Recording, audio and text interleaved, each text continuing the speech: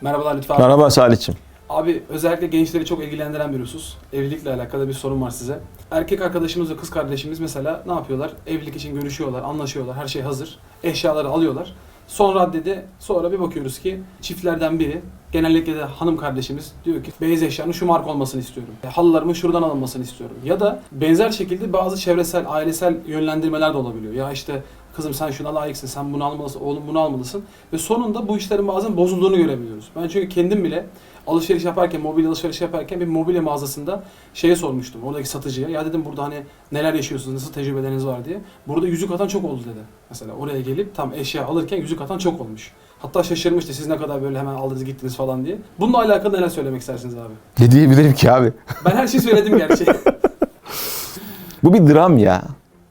Hakikaten Allah bu konuda imtihan yaşayanlara yardım eylesin. Bir kere Allah hakikaten sabır versin. Bir de teenni ve itidal dediğimiz o iki tane ki isimlerini bile artık unuttuğumuz o iki hasleti versin bu kardeşlerimize. Yani acele etmemek ve ya bir dakika dur bakalım bir hemen tehevvürle, eskiler böyle derlerdi, çok güzel bir ifade. Tehevvürle böyle bir acele, hemen böyle bir şeytanın sanki dürtmesiyle hareket etmemek şeklindeki o itiyat. Geliyor son tahlilde insanlık kalitesine, ama insanı zıvanadan çıkartan gelişmeler de olmuyor mu? Oluyor muhakkak. Oralarda işte en baştan belki Salih'ciğim, yani bu işin niye yapıldığına dair o akdin, yani aradaki psikolojik sözleşmenin iyi kotarılması gerekiyor. Nedir o psikolojik sözleşme? Ya kardeşim biz bu evliliği Allah için, hayırlı bir nesil için ve kendi kemalatımız için, dinimizi tamamlamak için mi yapıyoruz? Yoksa iki tane ailenin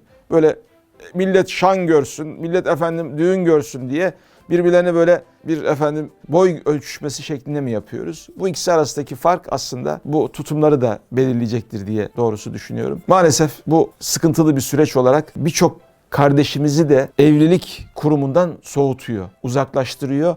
Evlilik yaşının yukarı çıkmasına da neden oluyor. Basitleştiren, kolaylaştıran ve hakikaten ön açan büyüklere ihtiyaç var. Ben gençlere çok suç bulmuyorum. Onlara kalsa bir an önce işi bitirirler. Hakikaten öyle. Ama aileler bu anlamda maalesef ciddi ön kesiyorlar. Belki bunu, yani bu uyarıyı gençlerden daha ziyade büyüklere yapmak lazım. Açın kardeşim gençlerin önünü demek lazım. Çünkü evlendirmek son tahlilde büyük sorumluluğudur.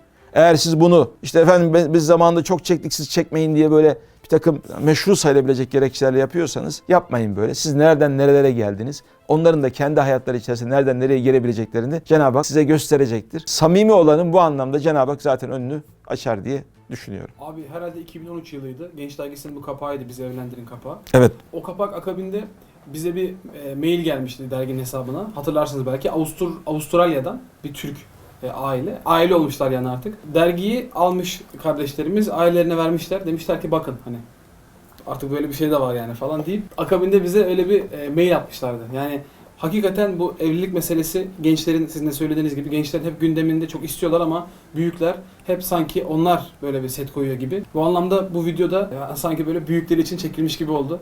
Biz inşallah bunu da bu şekilde sunmuş olacağız. İnşallah. Teşekkür ediyoruz. Ben teşekkür ederim. Sağ olun.